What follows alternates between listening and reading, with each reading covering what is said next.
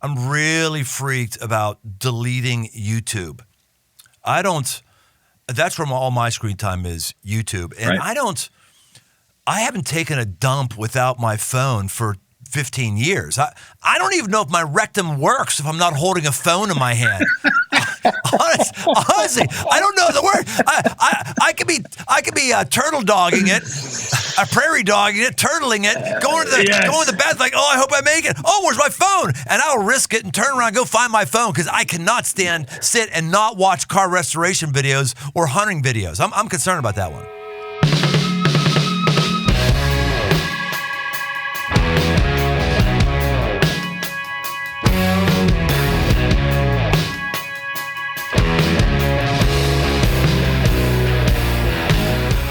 So I'm talking with I would say one of my good friends, even though we've only spent, I don't know, 5 or 6 times in person with one another. We see each other at a sort of pastoral event, and we keep up. I really enjoy this dude a lot. I think he likes me, or at least he humors me.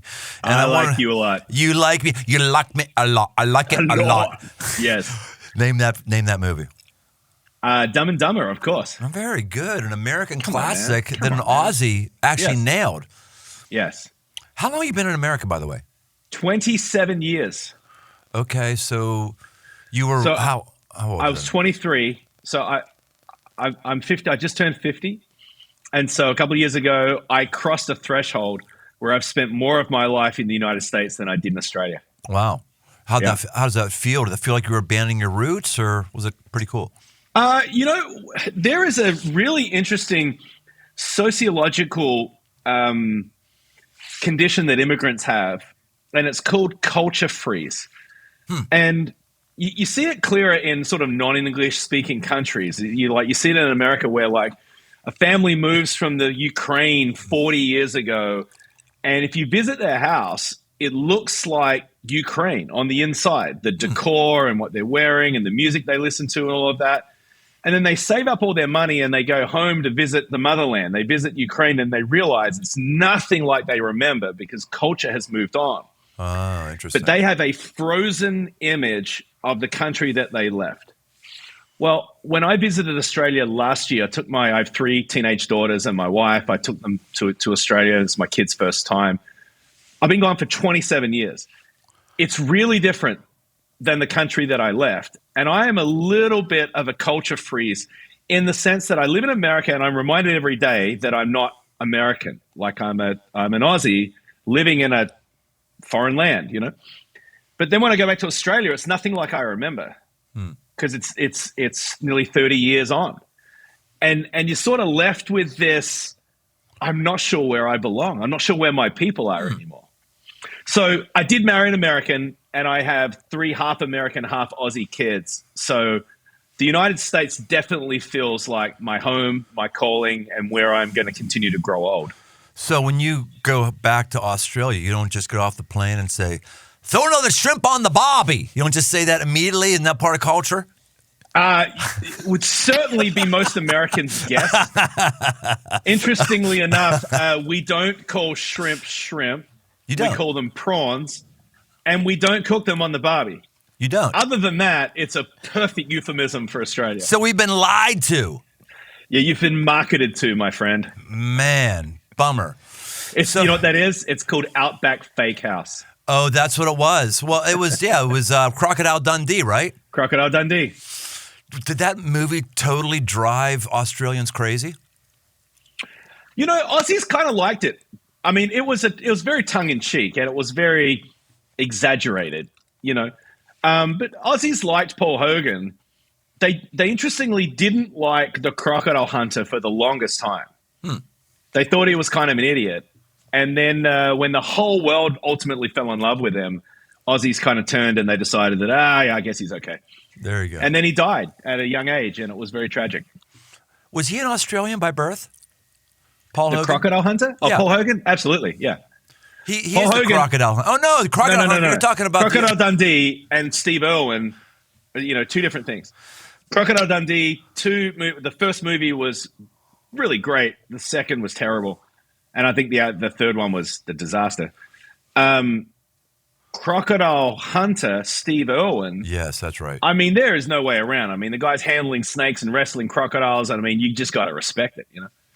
And he ended up dying with a stingray, Right. shooting him in the heart, you know. But Aussies really warmed up. Aussies always loved Paul Hogan. Aussies took a while to warm up to Steve Irwin. Steve Irwin, that dude deserved to die, man. I can't believe he lasted as long as he did. But of all the extreme things he did, the way he died was like being pierced in the heart with a stingray. You know, it's really an anticlimactic death in compared to the different things he did. What are you talking about? You're talking about this massive animal that he's like, look it up there, mate. Let's just go swing it on it. You're in this 3D environment, and there's a tail that comes up and hits you right in the chest and pierces your heart. Let me tell you something, What do you think was going to happen? Let me tell you something, Brian Tome. Of the 10 most poisonous snakes in the world, Australia has 9 of them. Wow. And he would play with all of them. And then he would wrestle crocodiles the size of freaking dinosaurs. Yeah, right. You know, I mean, like, this was anticlimactic in comparison to some of the truly death-defying things that he did. Yeah. So if you're not familiar with Darren has he leads a great church in Nashville. It's the big dog in the city. It's got who's who in the city and great stuff. And it's kind of crazy. You got this guy from Australia who has been wrestling alligators as well from an early age. That was you, right? Because everyone in Australia wrestles alligators, right? It's the rite of passage. It's how you become a man. Well, what was your life like in Australia? Were you like middle class, upper middle class, like artsy type? What was your background like? You know, I grew up in a very small town on the southernmost point of the mainland of Australia, town of about 20,000 people. And my dad was an electrician. It's very much a blue-collar family. And my mum worked with kids with special needs in the education department of the government. And I was one of 3 boys, and I was the oldest. I had 2 younger brothers. We played a ton of sport growing up because in a small town, there was nothing else to do. There's no internet, and we had 2 television channels, and that was it. And so, I mean, we played every conceivable sport growing up. So, yeah, I was pretty athletic. When you came to America, I know you said you had the romantic memories of what you thought Australia was like. When you came to America, was it a culture shock or was it just, oh, this is a different place? I'm trying to build here to why you have this passion for the digital stuff. That's why I'm asking you. Yeah. So Aussies grow up on American media. The American media is dominant around the world. And so generally speaking, the rest of the world, and particularly the Western world, have a very developed understanding of American culture. You know, I grew up watching the same kind of television that you did and most Americans did. I watched Sesame Street as a kid. I learned to say the alphabet with an American accent. You know, I watched A-Team and Knight Rider and Fall Guy and all God the same. bless America. Oh yeah, all the same American exports of the 80s. I grew up watching that as well. So when I came to America, it's a little bit like entering a movie that I was very familiar with. Interesting. And so knew a lot about American culture. That's fascinating. I hadn't thought about that. I knew that we export all those things, but I hadn't thought of the impact it would have when you came into America. Yeah, movies, television, music, fashion. The United States is projecting all of it. Yeah. So what I wanted to talk to you about, not just have a reason to hang out with you, because we've already covered, we don't have enough reasons. So I don't care what we talk about. So we could talk about whatever, and I'm happy to do that because it's always happy to be with Darren. Well, one thing though is I do have to get a nickname for you because people who I like have nicknames, and you don't have one yet. So I got to figure that out. like Dirt has Dirt. It's really endearing. Everyone knows him as Dirt. How many people call you Dirt? A lot of people call me Dirt. That's good. Yes. I got to figure something out for you. I don't know what it is, but okay. I'm here for it. Yeah, but I'm a fan of yours, so I just want to spend time with you. But I also thought you've become sort of the guru, the Christian guru of the most challenging area of our culture. And I want you to talk about it. I'm taking cues from you and leading our church. It's my day job. If you don't know, Welcome to Aggressive Life. And by day, I'm a pastor. Mm-hmm. And we're leading our church through something you pioneered, which was a digital fast, digital detox, digital reset, whatever word you want. And before we talk about that, let's just talk about the price of our device. What's going on with our device? And I'd like to talk about it maybe from a spiritual lens, because most of us have already heard some of the stats about how things are really harmful with our device. And by the way, don't turn it off. Don't turn it off. I know this is tough because so many of us are in love with our device. We want to hear anything that's going to tell me to stop using it. Just hang in there. My name is Brian. I'm your friend. I like to have fun. You know that. So let's just hang in here and talk about something that's really important. Let's go back to when did this whole device thing, digital stuff, get sunk in your heart? You've written a book on this. Tell us back to the genesis. Yeah, so to your point, we do love these devices, but we hate these devices as well. We have a love-hate relationship with them. The iPhone came out in June of 2007, and I stopped by an Apple store just to hold one, and to my surprise, they had one in stock. And I looked at my wife, and I'm like, this is a sign from God. And can I please get one? She rolled her eyes and slightly nodded. And I held that thing in my hand like, my precious, Yeah. And we have been pretty much inseparable ever since. And the iPhone began as a universally positive device. There was no front-facing camera. There was no notifications. There was no social media. There was the things that have become the most destructive for human life. It didn't begin with any of those things. It was really a utility. It was a tool, and it was augmenting and making our lives better. And that's how it started. But it started also then to be seeping in to different corners and different crevices of our lives.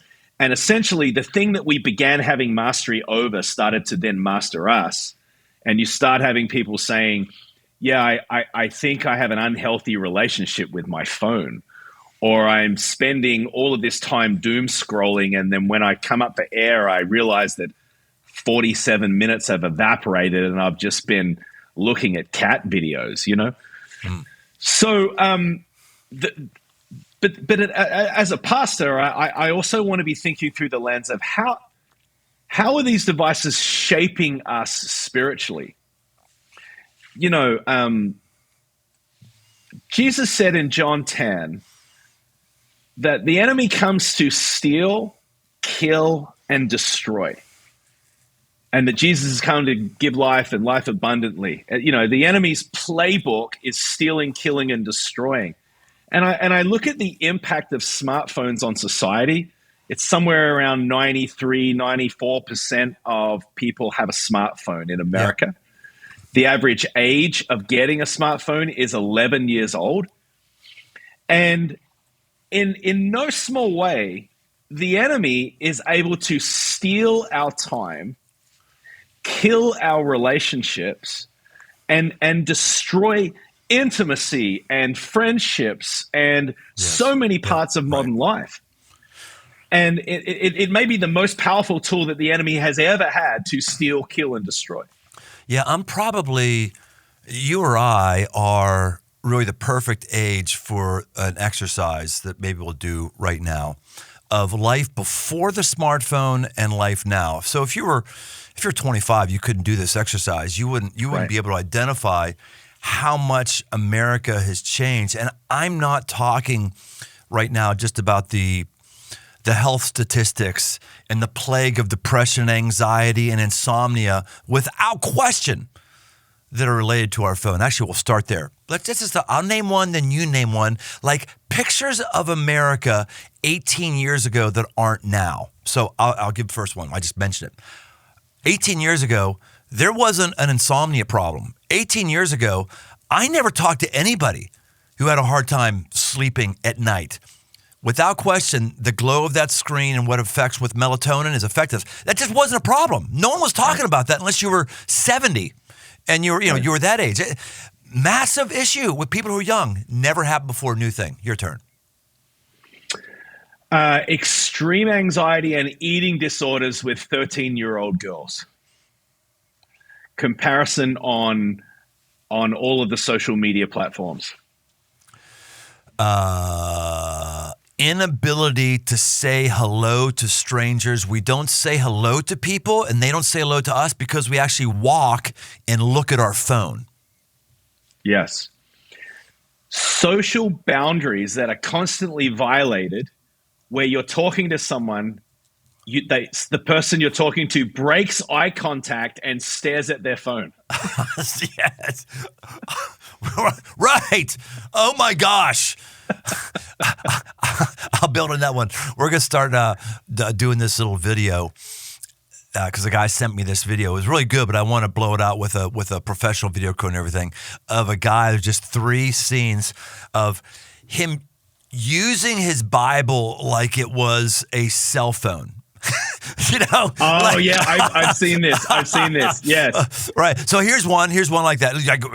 If you saw somebody sitting on a piece of gym equipment with their Bible, you would beat them up and say you are a dork. But people actually, we've lost the ability to know how to work in on machines, work in on equipment. Like I just think that I get to monopolize this piece of equipment for 10 minutes because I did it a set, and now I get to sit here and look at my phone while I don't rest for 45 seconds. I'm going to rest for 3 minutes while I look at my phone and hog it. Never happened. Right. Your turn. Right. All right. A constant, unlimited supply of pornography in your pocket all the time. Yeah, that's a big one. That's a really big one. Gosh, we probably stop right there because I can't think of another one. You probably can. Go ahead. You already beat me. You got another one? I mean, you walk into any store or walk into a line at Starbucks and every single person is not talking to each other. They're all staring at their devices. Right. Go to an airport and no one is talking to one another. I mean, there is an evaporation of social space, of natural embodied interaction. Right. Because everyone has their heads buried in a glowing rectangle. Everyone. It used to be when that began, it was really weird and you'd like laugh and you'd be like, oh, look at all those people. They're all staring at their phones. And now if someone's not staring at their phone, you're like, what are you, a psycho? Yeah. We're afraid to look at other people. Yes. Right. All right, I got another one. One just came to me. We have lost brain matter for memory retention. Yes. Because we're so in tune with our GPS and our phone, we don't know how to get places we could have figured out before because neuroscientists tell us we've lost brain matter or it's gone hard because it doesn't use it. I'll just plead guilty myself. I went to my daughter's house, drove to her house a couple weeks ago, and my son-in-law's house. We got a new house a couple years ago for the first house. I'm like, I don't need put in my GPS. I'll just drive over there. I got to the street, no problem. I drove back and forth in the street 3 times trying to figure out which one was their house. Yeah. And they live 12 minutes away from me. Yeah. And it was horrible. I had to text her. I said, sweetie, I'm sorry. I forgot which house is yours. What's your address? That's not because I'm dumb. It's because I become dependent on the cell phone and my brain has changed and it's horrible. Yeah. All right. I'll tell you one of the most heartbreaking ones that I know of. Young mothers nursing their children, their babies, instead of staring into their eyes and connecting with one another, they're scrolling on their phones looking at social media. Oh, my gosh. I have shared that in church before. Oh, my gosh. And I'm thankful that when my children were very, very young, smartphones weren't even a thing. Because without someone pointing that out to you, it's probably something that you would naturally do and not even think anything of it, right? Yes. But there is something about a mother bonding with their child. The child's looking at their mother. The mother's looking at the child. The mother is stroking their face or their hair, or nursing a baby's boring. Right. And we've almost chased boredom out of our lives. And so millions of nursing mothers now latch their child on and they just stare at what everyone else is doing in the world. That is causing a lack of connection and development between a mother and bonding with their child. Oh my gosh, that's horrible. I know. Well, and so widespread. Oh yeah. Well, it goes back to that video I want to shoot with holding a Bible. Like, do mothers look at Bibles while they do their child? It would be, I guess, fine if they did. But I don't think they do. And that's the thing horrible. is, a lot of nursing is in the middle of the night. And so you're Right. just kind of like sitting with your child, except if something is glowing and it gives you access to be able to look at it all the time. iPhones have an endless amount of visual junk food to look at. Well, and so that's what we consume. and I would just plead guilty if I was breastfeeding a child, if I was the guy who had that kind of mechanical apparatus and I was breastfeeding a child, I promise you, I would be looking at my phone. Promise you. And without someone pointing that out to you, that would be the default of everyone in society. Yep. But when you also think of what's at stake, you're like, I don't want to be that parent. Yep. I want to bond with my child in these sacred years. Would you say that you have a calling on your life to attack this problem? I absolutely feel in this season of my life, this is one of my callings. Yeah. Yeah. Can you identify a moment when that became crystallized? Yeah. I have 3 teenage daughters, and a couple of years ago, I took each of them out on a date, as I do somewhat frequently. And I'm close to my girls, Brian. I am so thankful that I'm really close to each of them. And I thought I was, thinking about my dad game. And I thought, I'm going to ask each of my girls, what's dad doing right that he needs to do more of? And what's dad doing wrong that he needs to do less of?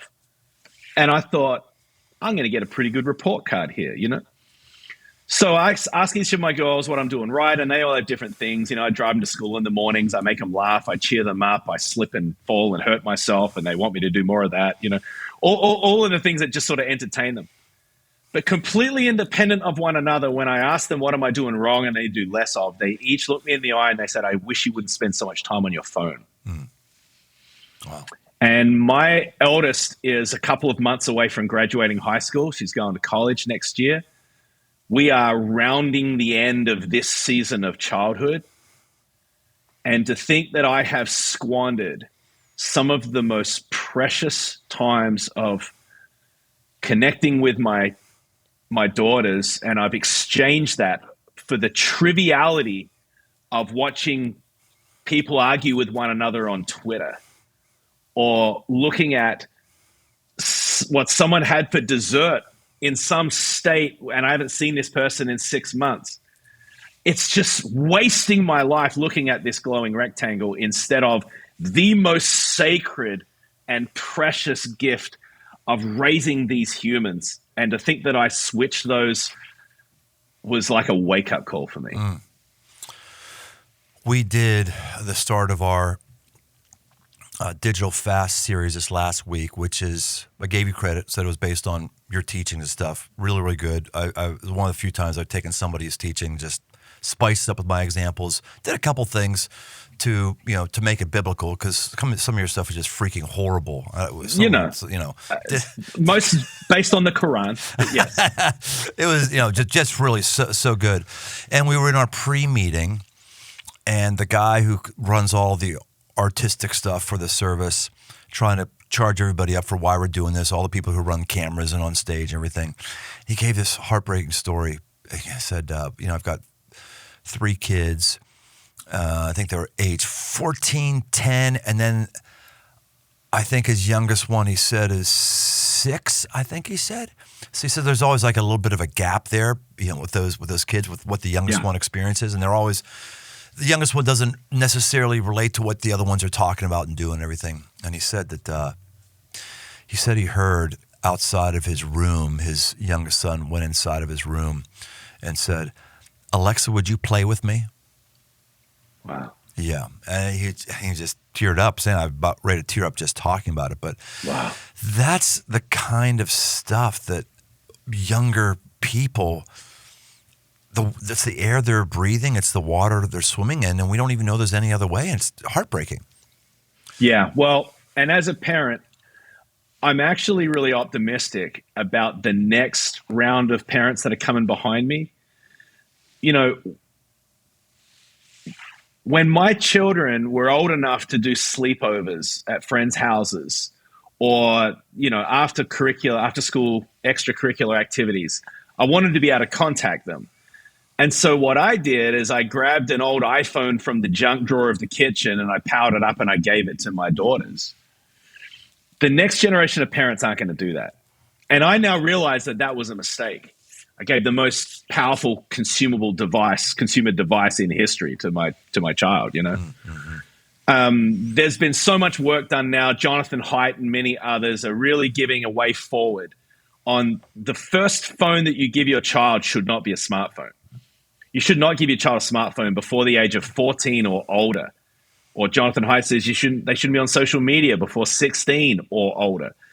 Well, there was none of that forward. Jonathan Haidt is a researcher from Stanford, right? I mean, he's from New York, yes. Okay, I mean, he's got the research chops and just did a deep dive on it. And this is a quote-unquote cultural elite, probably, who doesn't have some conservative agenda. He just looked at what's happened with children and said, we're killing our kids here.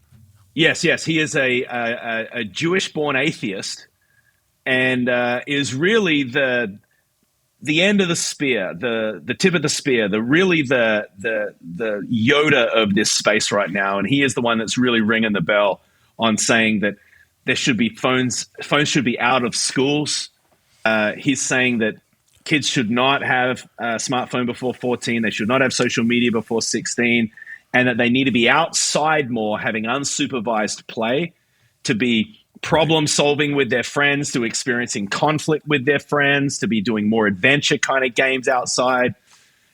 His big thesis is this: we have overprotected our children in the real world, and we have underprotected our children in the virtual world. So you have this moment with your children that, oh no, they're all saying the same thing. Yeah, I've got a problem here. My kids would have said the same thing. You just were much more emotionally aware to even ask the question. Good for you. Another reason I look up to you, you rat bastard. Just so much better than me in so many ways. But what then was the next step in the progression of acting on a calling? Because I wanted to have you on The Aggressive Life, not only because you're a friend of mine and I want to spend more time with you, but also because you've made moves here. You're not one of these guys who just lamented, oh, this is horrible, the sky's falling. You've actually aggressively did some things, changed some things about your life, and actually started a movement where churches all over the country now are doing digital fast. So what was the next step in the process? So I was having lunch with a friend of mine, a guy named Scott Harrison. He leads Charity Water. And we were having lunch together, and I said, how you doing? He said, my family and I are about to start do some family therapy together.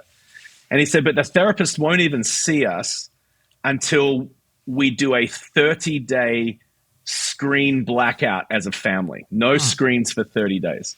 Wow. And I said, how's it going? He said, we're 2 or 3 weeks into it. And he said, it's going amazing. My kids listen a whole lot better. Their focus, their attention is a lot better. Like overall, the whole health of our family is so much better as we've been doing this. And then he said, get out your phone. So I grab my iPhone. He says, look at your screen time. And so I go on, I look at my screen time, and I'm embarrassed. It's like 6 or 7 hours a day. No, I never look. That's a horrible exercise. Why would you do that? And I feel myself ashamed, Yeah. And he said, have a look at your notifications. And I didn't know that the iPhone has all of this built in. And I'm like, oh my gosh, my phone buzzed me 267 times yesterday. Wow. And I'm looking at all the things why it interrupted me. An Amazon package landed on my front door, or someone liked an Instagram post, or I got an email, or I got, 267 times my phone buzzed me to notify me. And he's like, listen, bro, the first thing you need to do is turn off all those notifications. And Brian, that was about 3 years ago. And I turned off all those notifications then, and I've never turned them back on. Yeah, right. And, that was actually a moment there and then I took a very specific step, and I never, ever went back. Yeah. And that is like one of the simplest things you can do to take your life back from your smartphone.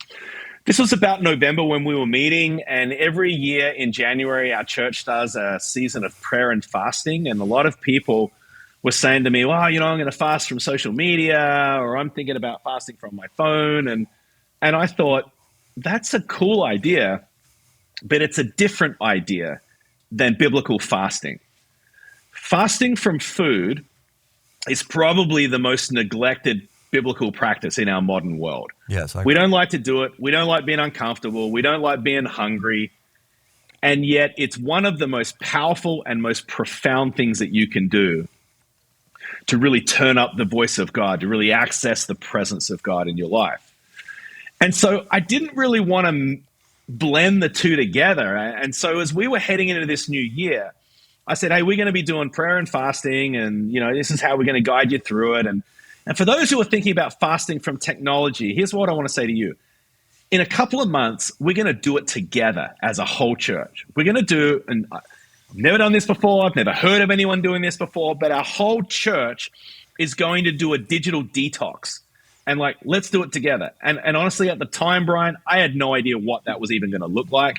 I was just kind of making this declaration that 3 or 4 months from now, we're going to do this. And between now and then, I needed to read a bunch of books and do a bunch of research and develop a point of view on how I was going to lead my church through a digital detox. Well, after I did all of that and started getting into all of this, I was very, very nervous about the whole thing, because I thought people are going to be looking at me like, why are you talking about this, dude? You're a pastor, teach the Bible, stay in your lane. This is sort of out of your jurisdiction, Yep. But I just decided I was going to try to do this. I wanted to make a biblical case for why this was important. But this is what I discovered. And I've learned a lot about this since we did it.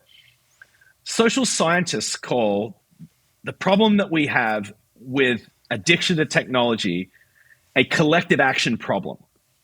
A collective action problem is a problem that society is sharing at large, and we all individually know that this is having a detrimental impact on our mental health, but none of us want to step back from it individually.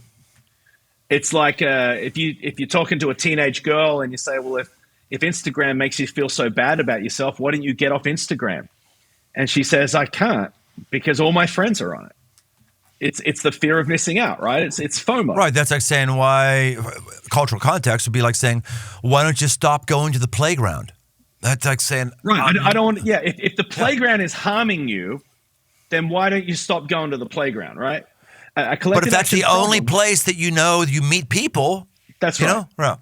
That's exactly right. It is the doorway to our social life. Yes. Now, the way to address a collective action problem is with collective action. And so what happened is when we started doing this as a church, as small groups, as families, you've got teenagers and parents and grandparents, you've got entire teenage small groups. They're all doing a digital fast together. And it turns out that it is much easier to do with everyone else when you're doing it together. You do experience some degrees of withdrawal, but when your friends and family, when your church, when you're all doing it together, it is actually a shared experience. It is a guided way to actually engage this. And the outcome has been so profound in my church and now in many other churches. So how many of these digital fasts have you done? So we've done it 2 years in a row, and we're about to do our third next month. So this will be our third coming up. And the first time you did it, because most of us have never done one, so the first time you do it, what do you do other than, what do you do? What do you delete? What can you do? What can you not do? One thing you already said, best to find other people to do it. Hopefully your church is doing it. If you're in a church or somebody else, communal impact. What else? What's the nuts and bolts? All right. So this is what I learned. So the first time I did it, I got rid of my iPhone and I used a dumb phone. I used a light phone. And a week or so into this, I realized I just can't participate in American life without a smartphone, or at least it is very difficult to do so. I'd drive downtown and I'd try to find a parking space, and then it's a QR code to pay for your parking, or I can't even get into the building at church. I can't board an airplane. I can't order an Uber. so much of our lives, but it's not all harmful. So as we started developing our point of view, I started to realize that we need to think about the apps on our phone through the lens of distraction versus utility. Not all apps have the same detrimental impact on us. So distraction apps are things like social media and games and news apps and video apps and even email, the things that become wormholes of distraction. The things that when you pull up at the lights, you can't help yourself. You grab your phone and you look down and you just start scrolling, right? You want to get all the distraction apps off of your phone, and you want to turn your phone into a utility device. That is phone, text, calendar, a camera, a calculator, board the airplane. You know, when you jump on a Southwest flight and you use the app, you don't then get on the flight and play with the Southwest app for the next 45 minutes, you know? Right. Because it's a utility, it's not a distraction. So the call is, in a digital fast, is to remove all of the distraction apps off of your phone. And then what happens is invariably you're going to reach for your phone like a reflex reaction. You're going to open your phone, you're going to realize there's nothing cool to look at, and you're going to put it down again. So it's getting all of the distraction apps off of your phone. And the way that it works is 4 movements. The first movement, can I just ask you a question? You're doing 40 days, right? Yes. Yes. So our idea is like, I was really challenged. Like, oh man, maybe we should have done 21 or 30 like you initially recommended. I actually didn't want to do 40, but our team said, hey, look, we're in an area of the country where a lot of people are Catholic. They give up something for Lent. Lent is kind of put in there. Let's do that. So that's what we're doing. The first year I did it, I did 30. The second year I did 40. Oh. So I've done both. Okay. So the digital fast is 40 days. And it is 4 10-day movements. The first 10 days is to detach. We want to invite you to detach from all the distraction apps off of your device, and detach yourself from the device. When you're at home, don't carry it around with you all the time. Put it in a drawer.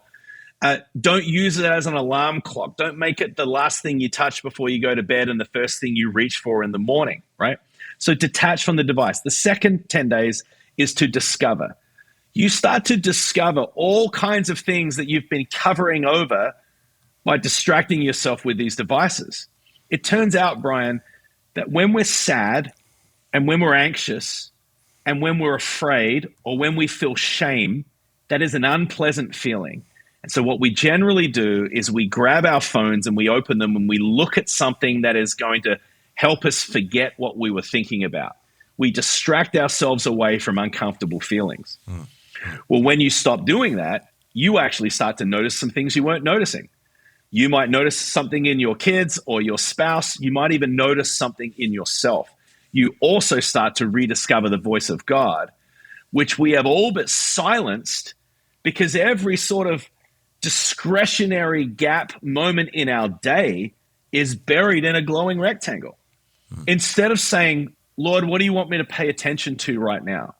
Who's the person that I should be seeing? What is the thought or the person that you are dropping into my heart that I need to reach out to? So the second 10 days, you really discover. The third 10 days, you begin to delight. And I was talking to Dr. Jonathan Haidt about this, and he was really excited. And when I finished speaking, he said, can I tell you why the third movement is delightful? He said, the brain science behind this is that the dopamine receptors in your brain reset after a couple of weeks. Wow. And we are overstimulating dopamine in our brains with social media. Dude. And what happens is dopamine stops working properly in our brains. Come on. It stops bringing peace. Wow. It stops bringing joy. It stops bringing pleasure. It stops calming anxieties. It stops being effective. So it takes a couple of weeks of depriving that overload, and then your dopamine receptors reset, and you actually start to experience the way God has intended our brains to function. You actually experience pleasure again.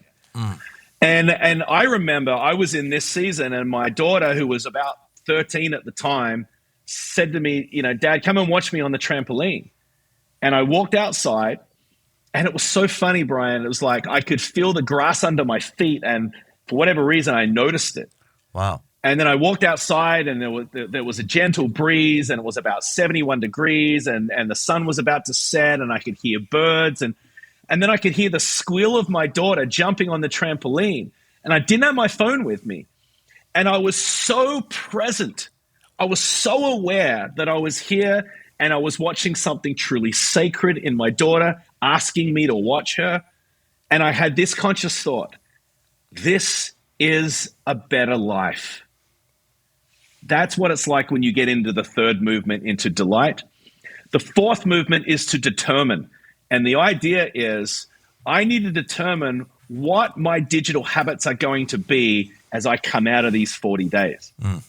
And we encourage people to think about their digital life like Marie Kondo helps people clean out their closets. You know who Marie Kondo is? No. She helps people simplify their lives by cleaning out and throwing out things in their closets, right? All right, yeah. And she has this famous question. She invites people to hold up items of clothing and ask the question, does this item of clothing spark joy?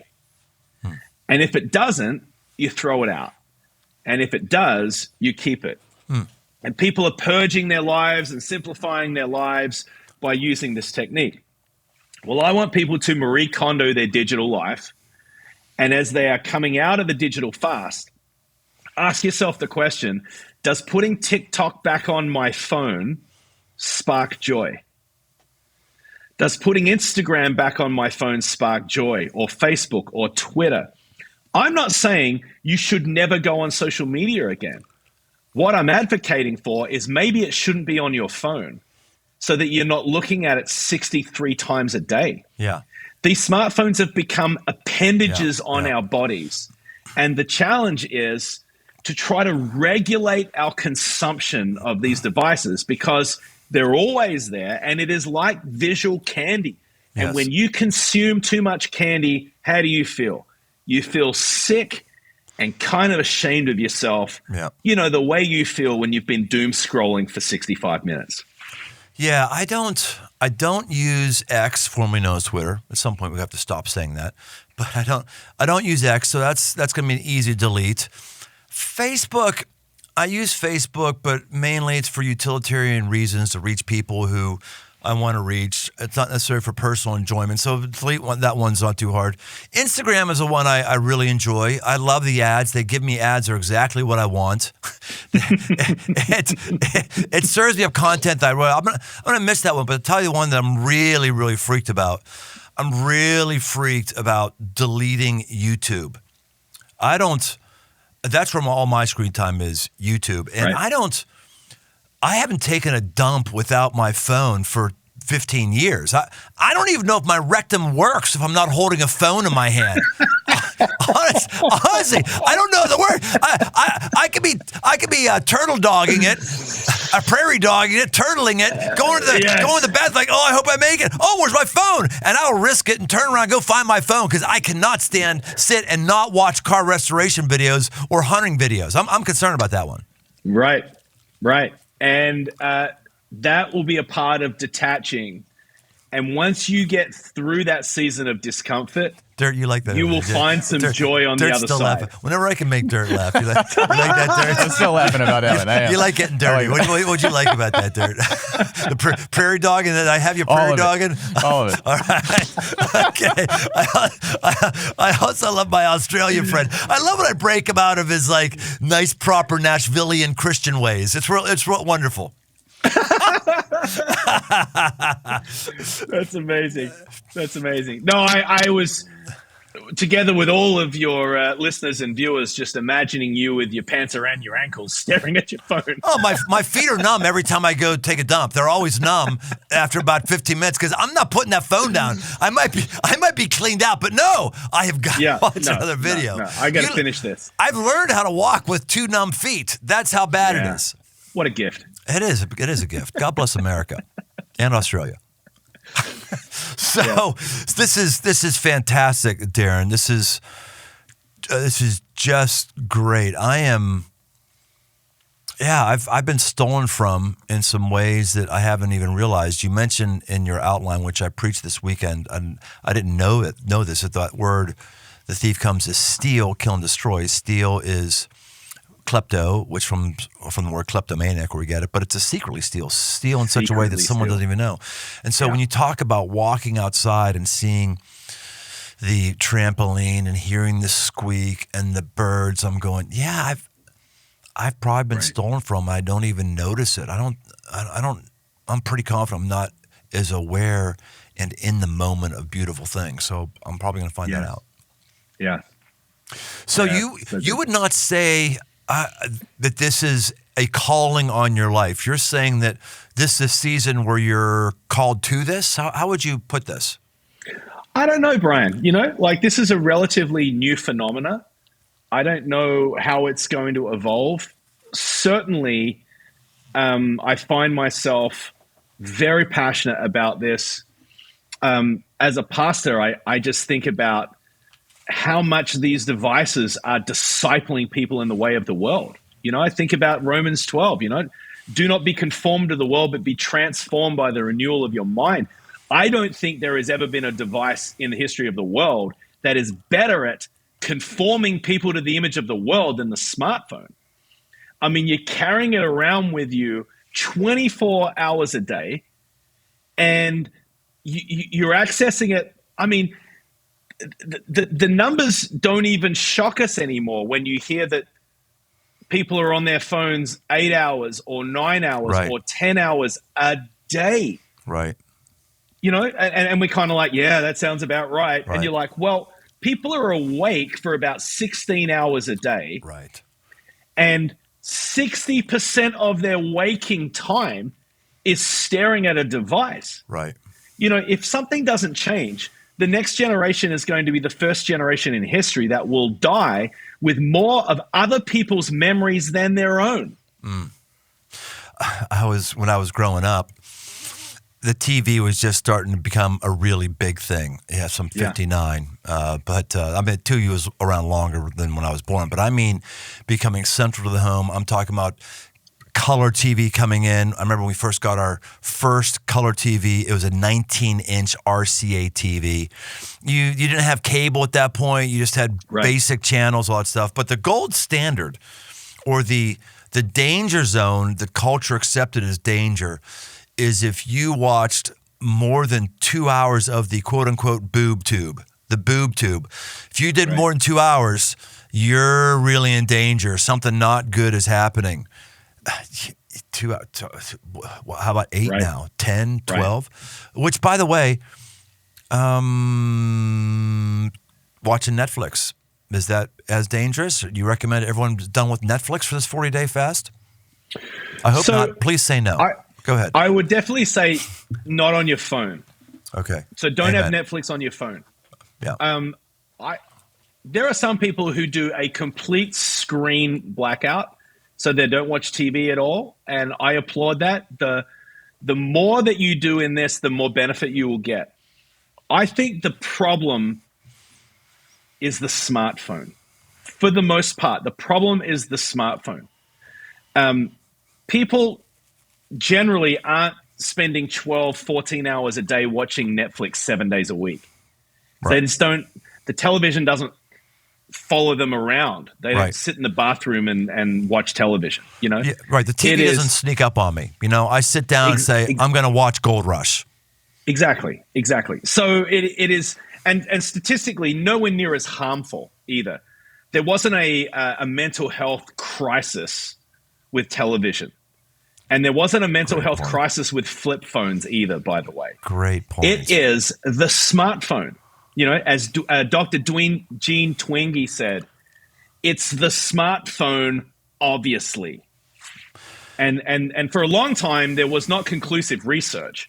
There was like, I think there could be a correlation between social media and smartphones and mental health. Could be a correlation, but not a causation. Well, now the jury is in, bro. I mean, it is absolutely clear that the causation of this mental health crisis, the epidemic that we're dealing with, particularly with teenagers and young adults, is rooted in the smartphone. Oh, dude, you're ringing my bell. You're bringing me a different angle that I hadn't even considered, because I've talked with a lot of people in the past saying the phrase mental health, where did this even come from? Like, this was never talked about when I was growing up and when I was in my 20s, because it just wasn't a thing. That's right. There was certainly some people who get freaked out, some people who would have depression. I mean, that's always existed to a degree, but never to the amount that it is that we now have a whole categorization called mental health. That'd be like talking about having toenail health. Like what? Okay, right. I guess so. Right. And I've never understood, where did this come from? How is it that we catch bipolar? Some people seem to catch bipolar like they catch a cold and then they commit suicide, as was the case with my cousin. How is it? Yeah, horrible stuff. I've just been racking my brain as a pastor who interacts with people. I don't understand why people are hurting so much. Is it the hormones in our food? Is it the whatever? Is it probably maybe a little of all of it? But I never connected till just now. Like, yeah, I've been asking that question since we've been addicted to our smartphones. Yeah, well, you see, the other thing is, when you were in middle school, we all had an experience at some point where we walked into a cafeteria or we walked into a playground and there was no place for us. Yeah. And there was nowhere, and we felt rejected. You know, we felt like we didn't fit in, or we felt judged, or we felt not good enough. And so everyone's had that experience, and it's a really troubling and hurtful kind of experience. Imagine the possibility of that experience happening any time of the day. You're in your bedroom and you got your phone and there's a text thread going on, and a 14-year-old boy says something disparaging about you, and it's in front of your whole class on text messaging. You are carrying the possibility of that rejection or hurt, or even looking for validation externally as your brain is developing. That possibility can happen any time of the day because you're carrying your phone with you. So it's like being picked last in the kickball game for the gym class multiple times a day. That can always happen. There's a possibility of that always happening.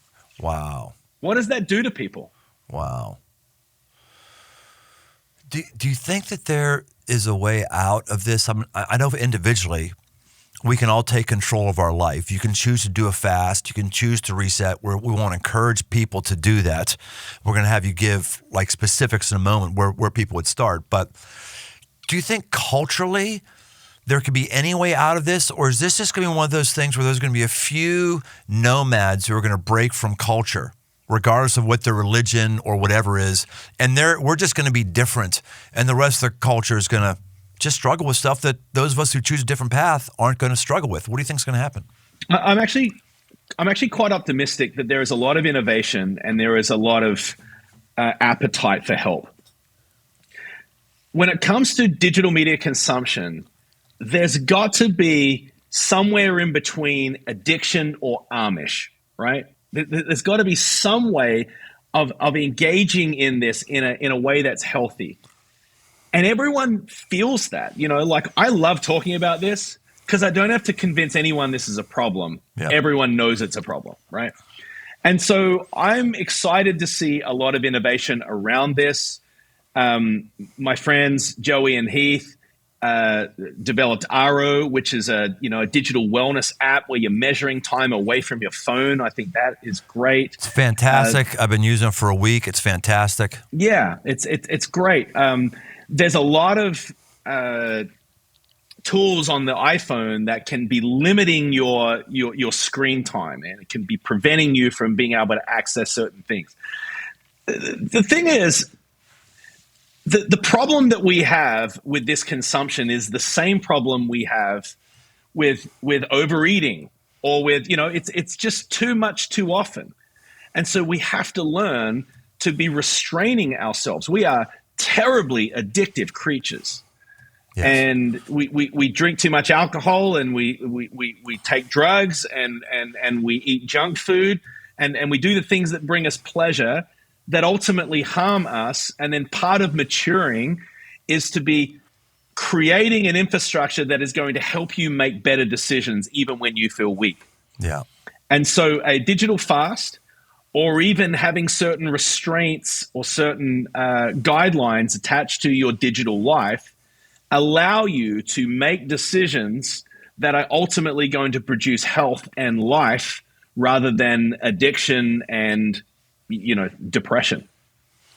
Well, it would be great if culture as a whole could make the turn. I don't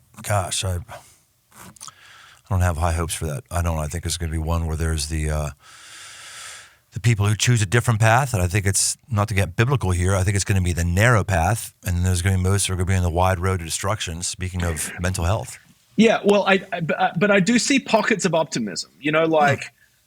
Like parents who are younger than me are doing better than I did because I had no idea that this was going to be so harmful to my kids. Yeah, that's a good word. So parents that have got kids younger than me, they're not giving their kid an iPhone at 11 because there's really been too many people now that have gone, oh, I wish I had not done that. Right. And so if they want to contact their kids, they give them a dumb phone or a flip phone or whatever it is, a phone that just makes phone calls. And so the first phone that kids are getting is not going to be a phone that's loaded up with social media at the age of 11. So there is progress because parents will sacrifice a lot for the betterment of their children. And so I am seeing pockets of progress on this. And I think the fact that we are having this conversation is more of like, we're talking about what is the impact on society at large? How are people developing socially? How is the next generation able to have conversations or have work ethic or eye contact?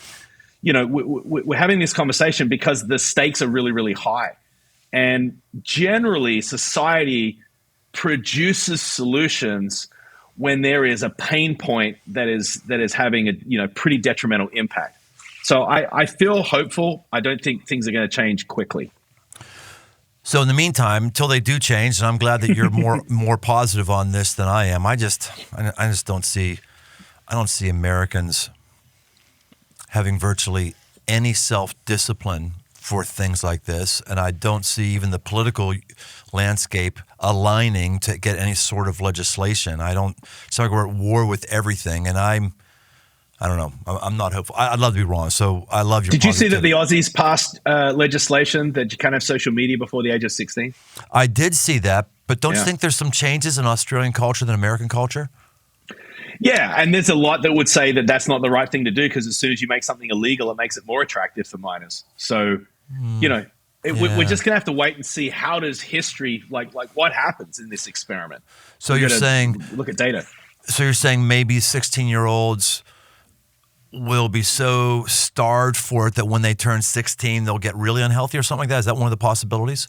That's certainly possible. Well, I mean, kids are brilliant at workarounds with technology. Yeah.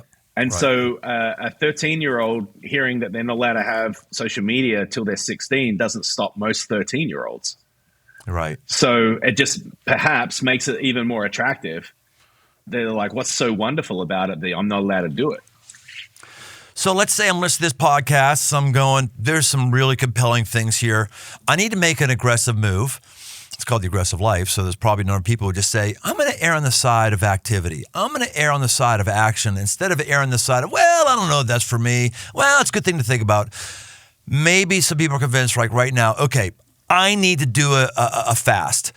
Tell us what we do. One's not thing already. Probably identify a group you can do this with together. If you're a part of a church that's going to do this, or maybe you have some other friends who could listen to this podcast and say you want to try this together, that's probably step one. Just give the nuts and bolts. What next? Yeah, so I think that the first thing is you want to come up with a plan. You want to work out how long are we going to do this for. You could do it for a week. You could do it for 3 weeks. You could do it for 40 days like your church is going to be doing it. And then from there, I would say a couple of key things to begin with.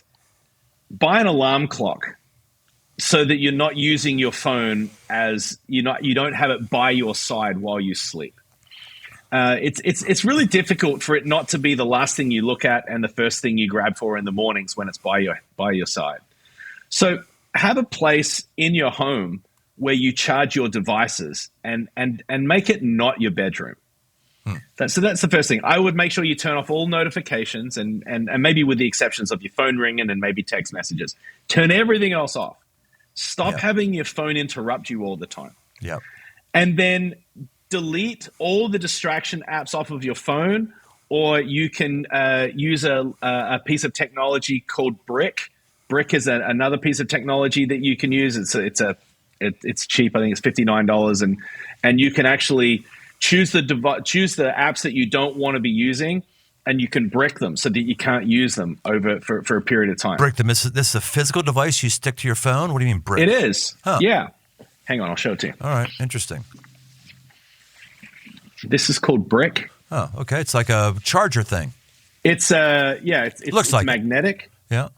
And it's a one-time fee. There's no ongoing monthly charges for it or anything.